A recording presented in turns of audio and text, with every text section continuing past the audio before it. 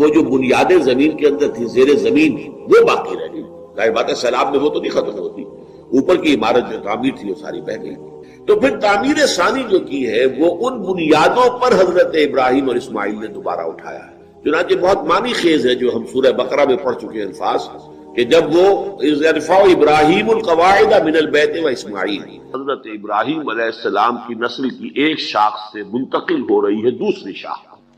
2000 برس تک بنی اسرائیل اس پر فائز ہے. جب سے انہیں تورات عطا کی گئی حضرت موسیٰ علیہ السلام کے دور نبوت و رسالت سے شروع ہو کر اور حضرت محمد صلی اللہ علیہ وسلم کی بعثت تک یہ 2000 برس ہے. پورے 2000 برس وہ سابقہ امت مسلمہ بنی اسرائیل اس مقام اور مرتبے پر فائز رہے.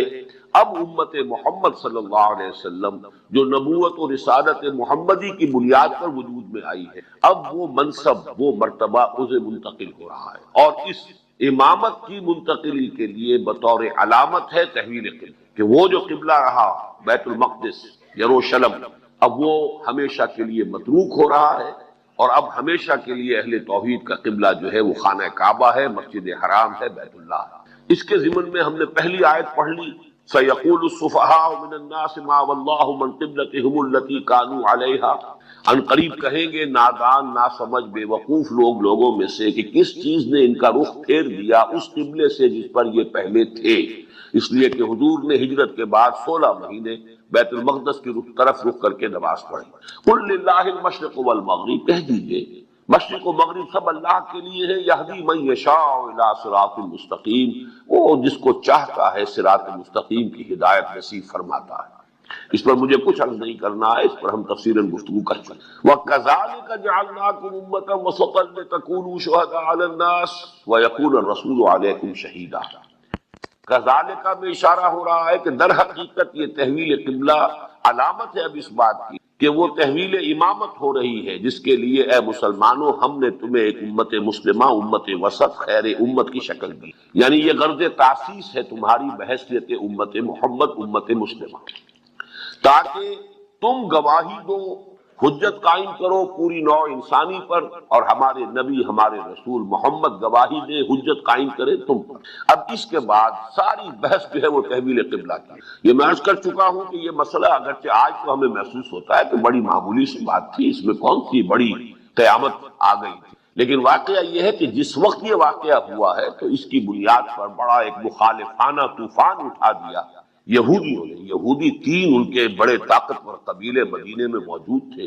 اب تک وہ یہ محسوس کر رہے تھے، انہیں کچھ اطمینان تھا کہ یہ نئی امت جو ہے یہ ہماری تابع ہے، جبکہ یہ ہمارے ہی قبلے کی پیروی کر رہے ہیں، تو گویا کہ ہمارے کیمپ فالوورز ہیں، ہمارے ہی پیچھے چلنے والے ہیں، لہذا کوئی تشویش کی بات نہیں. اب جب کہ یہ نیا قبلہ ہو گیا تو اب ان کے کان کھڑے ہوئے کہ مسئلہ کچھ مختلف ہے، اب تو یہ ایک نئی امت جو ہے وجود میں آ گئی. اس حوالے سے اب ان کے اندر وہ مخالفانہ طوفان ان کے اپنے دلوں میں جذباتی سطح پر اٹھا، اور پھر انہوں نے اس کو ایک مخالفانہ پروپیگنڈے کی شکل، جس کے نتیجے میں بہت سے مسلمان بھی سادہ لوگ، سادہ فطرت لوگ وہ بھی متاثر ہو گئے. اس لیے کہ بظاہر دلیل بڑی قوی تھی کہ نماز جیسی اہم چیز جو کہ اصل یوں سمجھیے کہ رکن رکین ہے دین کا، ساری عبادات میں اولین عبادت اول جس کو وہ کہا گیا ہے کہ روز محشر کے جان گداز بود اولی پرسش نماز بود، اور اس کا قبلہ بدل گیا.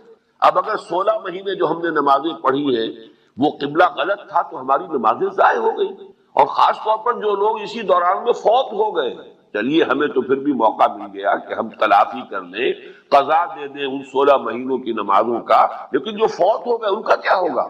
ان کا تو ایمان ہی جاتا رہا. اس لیے کہ نماز ہی اگر نہ ہوئی ان کی تو معلوم ہوا کہ نماز تو جڑ ہے، بنیاد ہے دین کی، ایمان کی، تو وہ تو گویا کہ بڑے گھاٹے میں رہے. اور یہ دین کیا ہوا کہ جس کا قبلہ ہی معین نہیں. ابھی شمال کی طرف رخ تھا، اب جنوب کی طرف رخ کر لیا. تو یہ اتنا بڑا طوفان تھا اس وقت کہ اس کے آپ اندازہ کر سکتے ہیں ابھی جو تلاوت ہوئی ہے کتنی مرتبہ تکرار ہو رہی ہے. فَوَلِّ وَجْهَكَ شَطْرَ الْمَسْجِدِ الْحَرَامِ وَحَيْثُ مَا كُنتُمْ فَوَلُّوا وُجُوهَكُمْ شَطْرَهُ. پھر اس کے بعد فَوَلِّ وَجْهَكَ شَطْرَ الْمَسْجِدِ الْحَرَامِ، پھر اس کے بعد پھر فول وجهك شطر المسجد الحرام وحيث ما كنتم فولوا وجوهكم شطرہ، اور اس پر پھر مختلف اعتبارات سے بحث کر کے اس مخالفانہ پروپیگنڈے کی بھی نفی کی گئی، اس کا ازالہ کیا گیا، اور مسلمانوں کو تشفی دی گئی، تسلی دی گئی کہ تمہاری یہ ساری تشویش جو ہے یہ بے بنیاد ہے، اس کی کوئی حقیقت نہیں ہے۔ یہ چونکہ میں نے صرف اس لیے عرض کر دیا ہے کہ بار بار یہ بات آئے گی کہ اس مسئلے کی سنگینی جو ہے